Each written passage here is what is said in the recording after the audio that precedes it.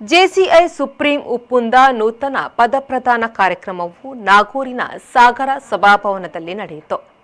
ನೂತನ ಅಧ್ಯಕ್ಷರಾಗಿ ಸುಮಾ ಆಚಾರ್ಯ, ಕಾರ್ಯದರ್ಶಿ ರವಿರಾಜ್ ಪೂಜಾರಿ, ಜೆಸಿಆರ್ಟಿ ಜ್ಯೋತಿ ಎ ಶೆಟ್ಟಿ, ಜೆಜೆಸಿ ಚಿರಾಗ್ ಗಾಣಿಗ ಅವರ ತಂಡಗಳು ಪದಗ್ರಹಣ ಸ್ವೀಕರಿಸಿದರು.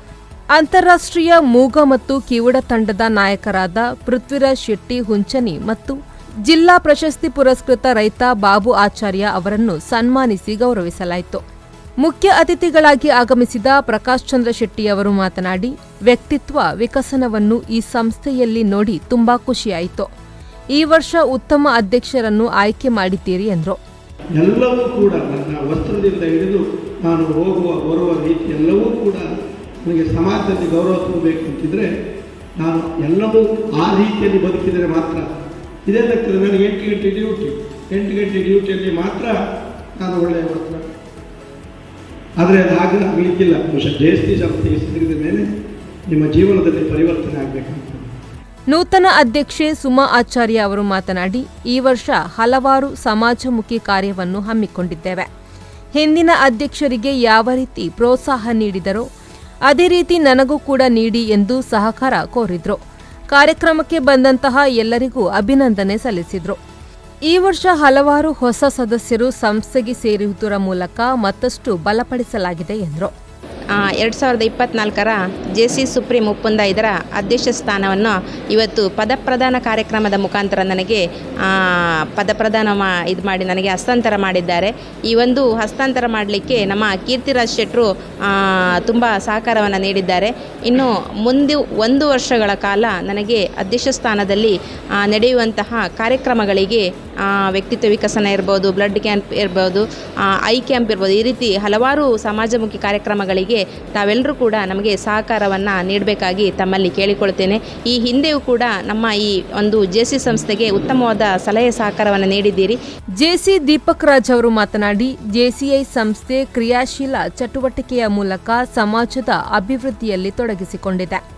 ಸಾಧಕರನ್ನು ಗೌರವಿಸುವ ಜೊತೆಗೆ ವ್ಯಕ್ತಿತ್ವ ವಿಕಸನ ಸೇರಿದಂತೆ ಅತ್ಯುತ್ತಮ ಕಾರ್ಯಕ್ರಮಗಳು ಈ ಸಂಸ್ಥೆಯಿಂದ ದೊರೆತಿದೆ. ಜೆಸಿಐ ಒಪ್ಪಂದ ಸುಪ್ರೀಂ ಘಟಕ ಅತ್ಯುನ್ನತ ಕಾರ್ಯಕ್ರಮಗಳ ಮೂಲಕ ಜೆಸಿ ವಲಯ ಹಾಗೂ ರಾಷ್ಟ್ರ ಮಟ್ಟದಲ್ಲಿ ಗುರುತಿಸಿಕೊಂಡು ಈ ಭಾಗದಲ್ಲಿ ಸಾರ್ವಜನಿಕ ವಲಯದಲ್ಲಿ ಉತ್ತಮ ಪ್ರಶಂಸೆಗೆ ಪಾತ್ರರಾಗಿರುವುದು ಹೆಮ್ಮೆಯಾಗಿದೆ ಎಂದರು.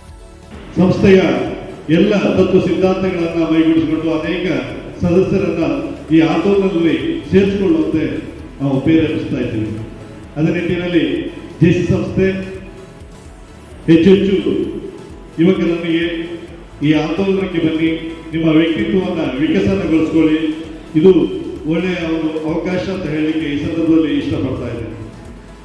2023ರ ಜೆಸಿ ಒಪ್ಪಂದದ ಸಾರ್ಥಕ ವಹಿಸಿರುವಂಥ ಜೆಸಿ ಕೀರ್ತಿರಾಜ್ ಶೆಟ್ಟಿ ಅವರು ಅದ್ಭುತವಾಗಿ ತನ್ನ ಎಲ್ಲ ದೈನಂದಿನ ಚಟುವಟಿಕೆಗಳನ್ನು ನಿಲ್ಲಿಸಿ ಜೆಸಿಗೆ ಕೆಲವಷ್ಟು ದಿನಗಳನ್ನು ಮೀಸಲಾಗಿಟ್ಟು ಈ ಜೆಸಿ ಸುಪ್ರೀಮಿನ ವಲಯ ಮತ್ತು ರಾಷ್ಟ್ರ ಮಟ್ಟದಲ್ಲಿ ಅದ್ಭುತವಾಗಿ ಗುರುತಿಸಿಕೊಳ್ಳಲಿಕ್ಕೆ ಸಹಕಾರಿಯಾಗಿದೆ.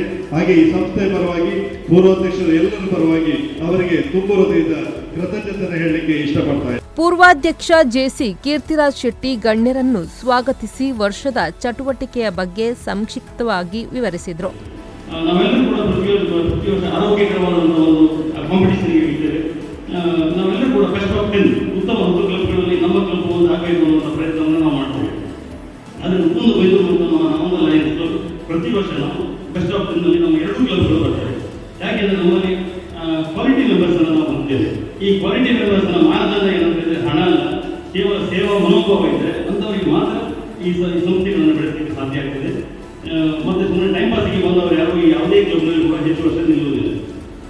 ಹಾಗಾಗಿ ನಾವು ಜೆಸಿ ಕ್ಲಬ್ನಲ್ಲಿ ಹೇಳೋದು ಹೆಚ್ಚು ಸೋಷಿಯಲ್ ಆಕ್ಟಿವಿಟಿಗಳನ್ನು ಮಾಡಿ ಹೆಚ್ಚು ಕರಕುಶಲ ತರಬೇತಿಯನ್ನು ನೀಡಿ ನಿಮ್ಮ ಕ್ಲಬ್ನಲ್ಲಿ ವ್ಯಕ್ತಿತ್ವ ವಿಕಸನಕ್ಕೆ ಬಹಳಷ್ಟು ಅವಕಾಶವನ್ನು ನೀಡಿ ಇದು ಒಂದು ಸಮಾಜ ಸ್ನೇಹಿ ಕ್ಲಬ್ ನಿಮ್ಮದಾಗಲಿ, ನಿಮ್ಮ ಕ್ಲಬ್ಗೆ ಜಿಲ್ಲೆಯಲ್ಲಿ ಉತ್ತಮವಾದ ಹೆಸರು ಬರಲಿ ಅಂತ. ಈ ಸಂದರ್ಭದಲ್ಲಿ Raghurama K Poojary, L N Pradeep Kumar Shetty, Manjunath Devadiga, Pradeep Shetty, J C Raviraj, Sudhakar Kulal ಹಾಗೂ ಜೆಸಿಐನ ಸರ್ವ ಸದಸ್ಯರು ಹಾಗೂ ವಿವಿಧ ಜೆಸಿ ಅಧ್ಯಕ್ಷರು, ಉಪಾಧ್ಯಕ್ಷರು ಉಪಸ್ಥಿತರಿದ್ದರು.